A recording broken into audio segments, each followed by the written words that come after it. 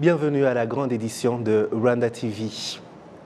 Alors que le Rwanda s'apprête à commémorer pour la 30e fois le génocide commis contre les Tutsis au Rwanda, les analystes avisés de la politique sous-régionale regrettent l'alliance continuelle des autorités de la République démocratique du Congo avec le groupe terroriste des FDLR, une attitude susceptible de conduire encore une fois au génocide. C'est en tout cas le point de vue de Ludovic Kalengai, coordonnateur national du programme multisectoriel de vulgarisation et sensibilisation. Suivez. En 2021, nous avons publié un rapport. Le génocide n'est pas un hasard. Il faut connaître les signes avant-coureurs du génocide, qui commencent par la déshumanisation, la polarisation, la discrimination, ainsi de suite. Et lorsque vous observez calmement toutes ces genres de situations, vous allez remarquer aujourd'hui, d'abord, le fait de dire qu'il n'y a pas de Tutsis congolais, c'est déjà un rejet, c'est déjà une classification. La classification, quand on dit que lui, il est de l'autre côté, il est différent de nous. C'est déjà l'une des étapes du génocide. Nous devons comparer et nous devons apporter des significations au génocide grâce aux 10 étapes du génocide, comme je l'ai dit, de Grégory Stanton. Il faut identifier les signes avant-coureurs du génocide que nous avons vus. Aujourd'hui, lorsqu'on parle des Tutsis qui sont des concrets, là, c'est une déshumanisation. Alors, nous ne devons pas réfléchir trois fois pour savoir qu'il y a une menace du génocide. D'abord, le génocide, il ne s'agit pas du nombre de personnes, mais le génocide, quand on parle du génocide, comme l'a dit, ça vient du mot grec et de latin. Génos, c'est qui signifie race, tribu, des choses pareilles. Et side, qui signifie tuer. Il y a déjà l'intention de séparer déjà les autres, comme on appelle les Bantous, des Milotiques. Ça, c'est une conception hermétique de l'homme blanc. C'est pour cela que nous en avons appelé toujours à la prudence totale, même au gouvernement congolais, de punir ce genre d'actes de déshumanisation, d'autres d'actes de rejet, car c'est à travers cela qu'on essaie d'identifier comment je peux dire, les signes avant-coureurs du génocide, bien sûr. Oui. Et alors, on pourrait se demander pourquoi ces actes ne s'arrêtent pas, malgré les interventions que vous faites, malgré les appels à la cessation de tels actes. Qui entretiennent ces actes et pourquoi ça ne s'arrête pas? Mais automatiquement, on comprend qu'il y a ceux-là qui utilisent la division pour mieux régner. Ils ont gain de cause. Il y a ceux-là qui préfèrent continuer cette division pour des guerres économiques et ils en profitent. Mais écoutez, nous devons être des humains. Nous n'allons jamais nous fatiguer, car je me rappelle que nous avons commencé ce combat depuis très longtemps et nous savons que c'est le temps, le seul mystère. Mais il y a au moins certaines personnes qui comprennent, mais ce que nous avons remarqué, c'est la crainte et la peur de passer aussi ouvertement dans différentes chaînes officielles pour parler de ça. Nous avons déjà bravé la peur, car nous savons que c'est la vérité qui nous protège. Nous allons continuer cette vérité, car cette vérité est divine, cette vérité va nous protéger et nous allons continuer contre ce combat. Ce n'est pas facile, mais la seule détermination va nous accompagner et la seule force et assurance est que personne ne sait où est-ce que nous irons pour mener ce combat et continuer ce combat parce que nous ne nous arrêterons jamais. Est-ce que la présence des groupes FDLR en RDC ne serait pas derrière cette campagne qui continue? Mais exactement, cette présence des FDLR, cette idéologie génocidaire qui a commencé depuis l'opération Turquoise de 1994 est responsable de ce qui se passe. Moi, je me dis toujours, il y a ceux-là qui prétendent dire que les FDLR n'existent pas. Bon, moi je parle de l'idéologie génocidaire qui a ancré la classe politique congolaise, la jeunesse dans des églises et ainsi de suite. C'est que nous vivons aujourd'hui. Et aussi cette participation des Interamwe qui sont venus. Je me rappelle que nous avons accueilli généreusement les réfugiés Hutus lorsqu'ils ont quitté le Rwanda pour ici. Mais la République, le gouvernement congolais ne les a pas désarmés. On n'a jamais séparé les civils des militaires, ce qui constituait encore une menace permanente pour le Rwanda. On ne les a pas désarmés, ce qui constitue une menace. Et c'est depuis lors qu'il y a des groupes armés, des trafics d'armes qui se sont multipliés en République démocratique du Congo. Nous savons que c'est la participation et la présence des FDLR qui constituent une menace et qui est aussi à la base de cette propagation de messages de haine et de cette épuration ethnique. Et maître Jean-Baptiste Gassominari ajoute que pour sa part, l'attitude des autorités congolaises de donner des solutions non efficaces aux défis sécuritaires dans son pays, au lieu d'asseoir la bonne gouvernance, continuera de compromettre la tranquillité de la sous-région. Qui ont choisi une politique de primitivité, politique qui est liée à des identités ethniques. C'est très malheureux que des dirigeants de pays pensent de cette façon, mais je ne pense pas que ça puisse changer quoi que ce soit. C'est vrai, l'Est du Congo est embrasé et il restera tant qu'il n'y aura pas de négociations politiques qui aboutiront à une solution négociée à long terme. La mode de gouvernance au Congo est liée aussi à la corruption. Et comme tout le monde veut ce billet vert que Tshisekedi distribue gracieusement, parce que lui-même n'est pas tenu à expliquer où vont cet argent, parce que bon, c'est l'argent du contribuable effectivement qui est dépensé de manière dont les autorités veulent et non forcément la manière dont il devrait se faire. Et je pense que ça ne change pas grand-chose parce que bon, les autorités congolaises ne sont pas redevables devant qui que ce soit. C'est pour cette raison qu'ils recourent à ces pratiques de corruption pour pouvoir convaincre tout le monde. Vous suivez la grande édition sur Rwanda TV. Ce lundi, le ministre rwandais de l'Unité nationale et de l'engagement civique, le ministre, donc je disais le ministre de l'Unité nationale et de l'engagement civique, le docteur Bizimana Jean Damascène, a honoré par sa présence la cérémonie de remise du livre intitulé « Récit des rescapés du génocide des Tutsis en préfecture de Gikongoro », un ouvrage de deux Françaises, Florence Prudhomme et Michel Muller. Le ministre rwandais de l'Unité nationale et de l'engagement civique, en compagnie d'autres hautes autorités nationales et internationales, a participé à la remise du livre « Récit des rescapés du génocide des Tutsis en préfecture de Gikongoro ». Il s'agit d'un cahier de mémoire de certains survivants du génocide perpétré contre les Tutsis au Rwanda en 1994. Florence Prudhomme et Michel Muller, en collaboration avec Odette Mukanagala, ont effectué un travail qui a été présenté ce lundi. Je me sens contente et je pense aussi que c'est un geste normal de remettre leur livre à chacun des auteurs qui ont contribué avec générosité et souffrance aussi d'ailleurs. Et je parlais après avec quelqu'un qui avait écrit dans un précédent ouvrage et elle disait mais on nous demande tellement on donne tellement d'interviews à des historiens, jamais on voit on retrouve ce qu'on a dit. Donc, et c'est vrai que ça me choque beaucoup. Par exemple, je sais que les témoins, les survivants sont très sollicités pour donner leurs témoignages, aux historiens notamment. Et puis, elles peuvent parler pendant des heures, et puis plus jamais elles n'ont de nouvelles de ce qu'elles ont donné, confié. Les survivants qui ont témoigné contre le préfet Laurent Wutivaluta lors de son procès en France étaient contents de recevoir les écrits de leur histoire qu'ils ont raconté, qui a été traduit en français pour être publié. Les personnes qui ont suivi de près le procès de Laurent Wutivaluta sont exprimées à cette occasion.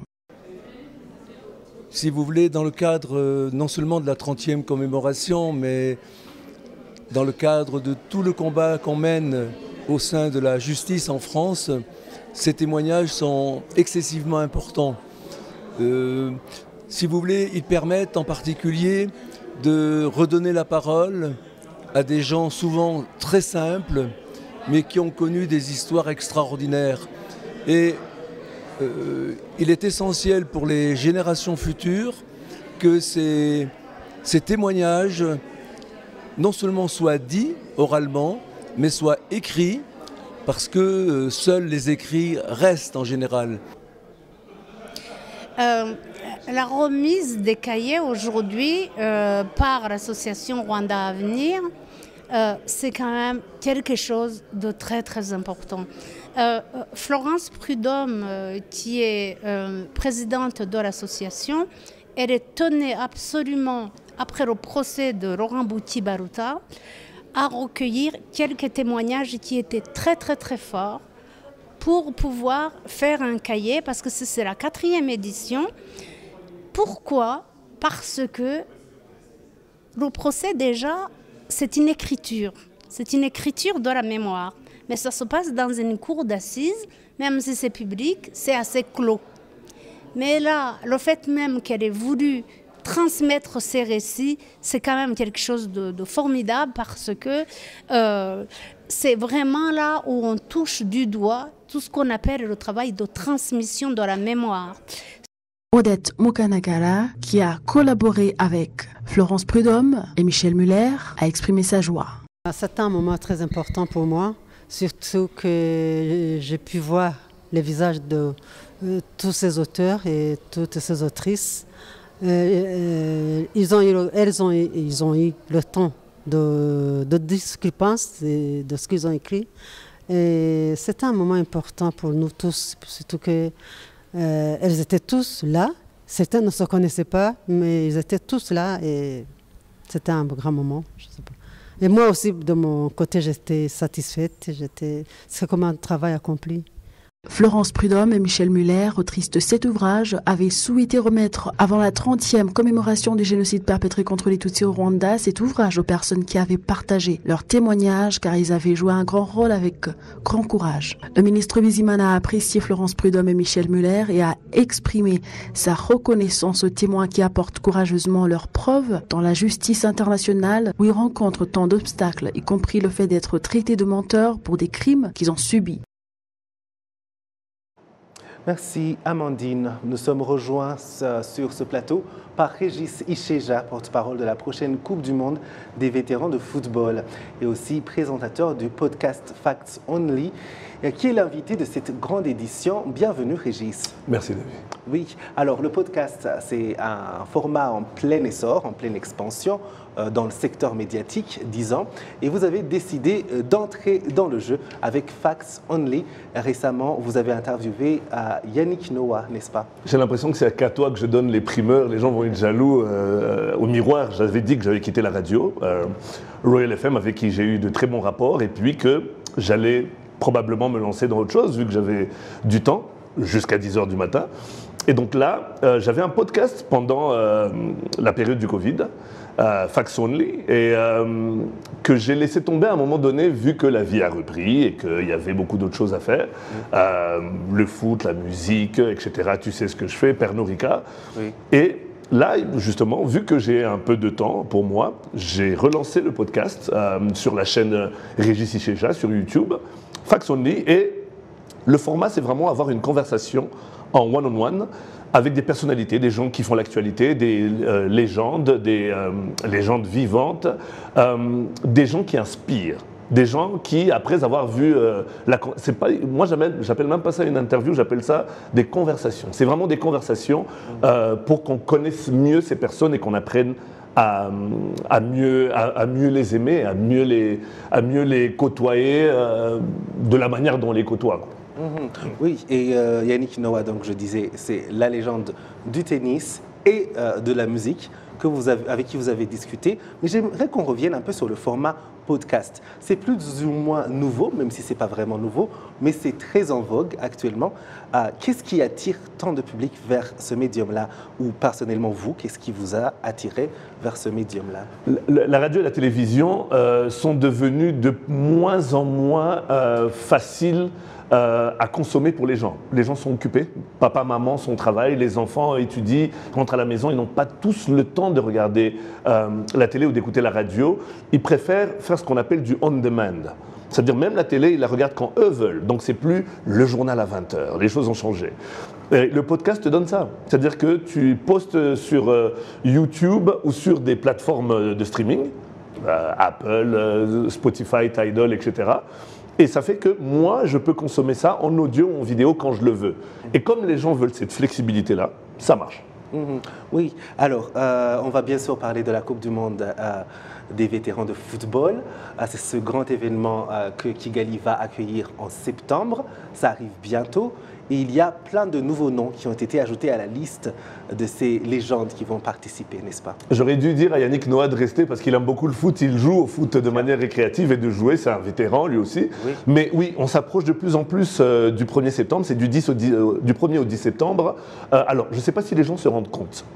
du fait que c'est une grande année au Rwanda, c'est l'année du 30, le Kwibuka 30, le Kwibohora 30, on a une élection présidentielle, mais on vous amène une Coupe du Monde au Rwanda avec des joueurs d'un niveau qu'on n'a jamais eu dans ce pays. C'est-à-dire qu'on a Ronaldinho, Ballon d'Or, George Weah, Ballon d'Or, Michael Owen, Ballon d'Or, on a Okocha, on a, et là, Roger Mila qui est le joueur africain du siècle. On a des Ralilou Fadiga, on a des Lilian Thuram et des Emmanuel Petit et des Robert Pires qui ont gagné la Coupe du Monde. On a des Edmilson qui ont gagné la Coupe du Monde. Et j'en passe, hein. Gaïska Mendieta, Laura Georges qui est secrétaire générale de la Fédération française de football aujourd'hui, et beaucoup d'autres. Tous les continents sont représentés. Le Rwanda a Jimmy Gatete, qui est le joueur de foot, la légende du foot par excellence ici. Et donc, honnêtement parlant, franchement, c'est un événement qu'on n'a jamais eu dans ce pays. On va l'avoir 3 années de suite pour commencer au Rwanda, 2024, 2025, 2026. Je martèle ça à chaque fois que je viens parce que c'est important qu'on sache. Là, on est à 100 joueurs. On va donner les 50 prochains joueurs dans le mois qui vient, le mois ou les 2 prochains mois qui viennent. Et donc, on a un site web. Je vais inviter tous les gens à aller sur mon Instagram à moi pour avoir toutes les informations. C'est-à-dire le site web, pour comment avoir les tickets, etc. On a des forums. En fait, le football, c'est la porte d'entrée pour justement qu'on puisse parler des sujets qui touchent les gens. L'éducation, la santé, voilà, l'investissement, etc. Et donc, ça va être quelque chose. Kigali va vibrer pendant 9 jours, pendant 10 jours, comme la ville ne l'a jamais fait auparavant. Oui, absolument. J'aime beaucoup discuter avec vous de cet événement qui arrive et des différentes choses que vous faites parce que c'est toujours si intéressant. Et cet événement-là, bien sûr, on le suit de près. Et je suis sûr que la question qui allait suivre, c'est comment s'assurer de ne pas manquer de place. Vous venez de le dire. Ah, non, sur les plateformes. Tu sais ce qu'on dit, go to my bio. Hein, je vais mettre dans ma bio le site de la VCWC. Comme ça, c'est facile pour tout le monde. Et tout le monde peut... et je ne sais pas si tu te rends compte, avec le podcast que j'ai par exemple, je vais pouvoir interviewer tout ce beau monde-là. J'ai eu Yannick Noah et on va aller crescendo, ça va être quelque chose d'extraordinaire. Non, on va avoir... À Kigali, on a eu de temps en temps des grands joueurs qui sont venus visiter, Marcel Desailly, Basile Boli, etc. On n'a jamais eu 150 légendes au même moment. Ça ne se fait pas. C'est extraordinaire. Régis, merci beaucoup d'être passé dans la grande édition. Merci à toi. Oui, et bien sûr, la grande édition continue sur Rwanda TV. Restez avec nous.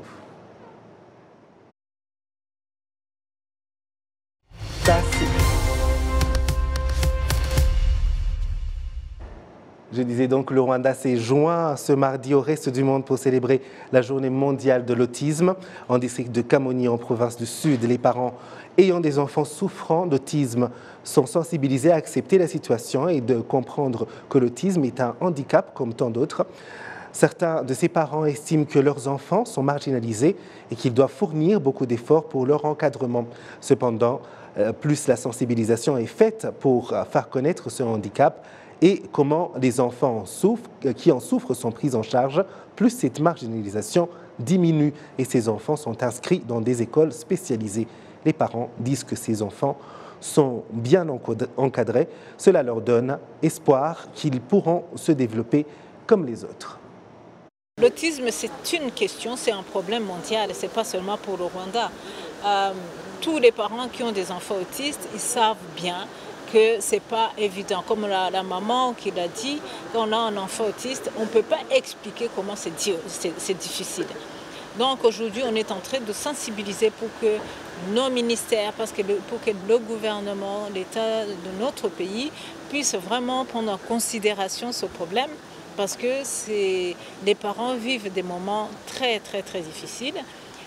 L'enfant, je ne sais pas si vous avez compris le poème de l'enfant qui a dit dans d'autres écoles, on ne nous donnait pas l'occasion ou l'opportunité de faire partie ou de contribuer ou d'étudier avec d'autres enfants. Maintenant, Autisme Rwanda les a acceptés. L'enfant a montré, a exprimé sa gratitude.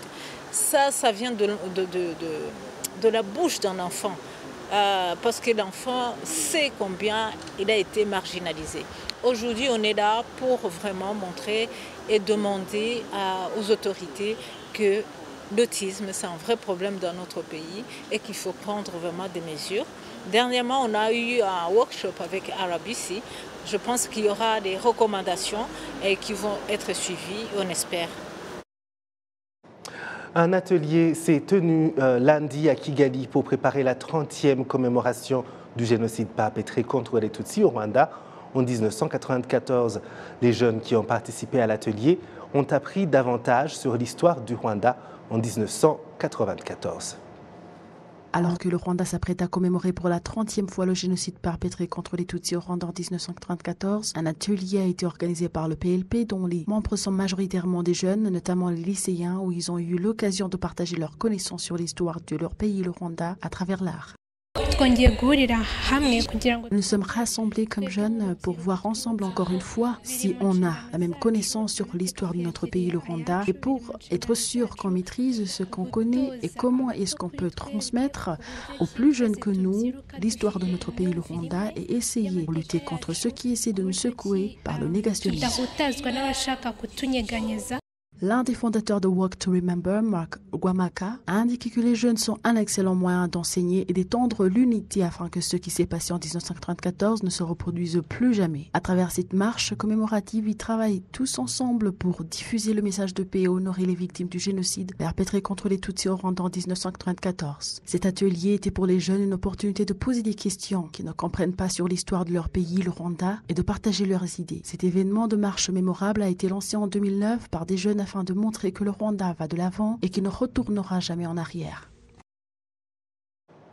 Les Rwandais vivant en dehors des villes demandent l'accélération du processus de digitalisation du système au niveau d'Umulenge Sacco afin qu'ils puissent accéder aux services à distance, comme c'est le cas dans d'autres banques. La Banque centrale du Rwanda a révélé qu'au moins 260 Sacco disposent déjà de la technologie qui facilitera ce processus. Patrick Nilidandi nous fait le point.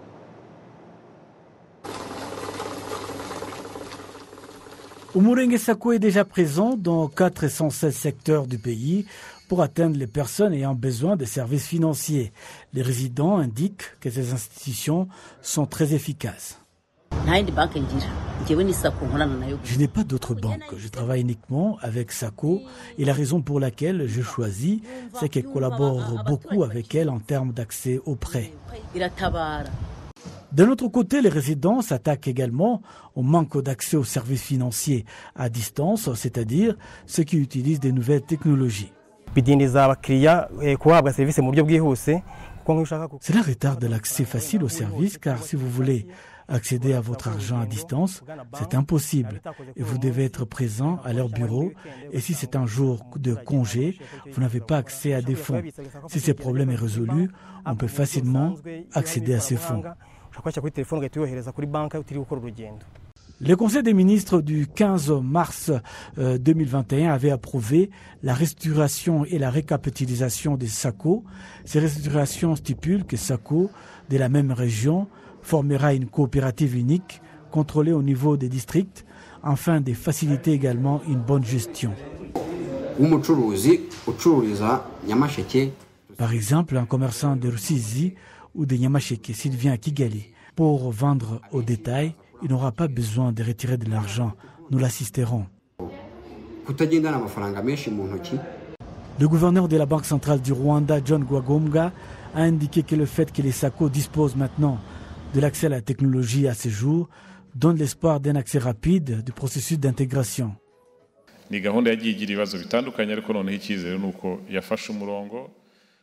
C'est un processus qui a rencontré des défis, mais il est maintenant en bonne voie puisque 260 Sacco disposent de cette technologie et que les Sacco restantes doivent disposer de cette technologie au plus tard au cours du mois de juin de cette année. Disposer de cette technologie est bénéfique car elle permet d'accéder à leurs dossiers et facilitera également l'accès à leurs fonds. Une autre chose est la restructuration de ces Sacco qui verront des experts et des investisseurs du secteur gérer ces coopératives.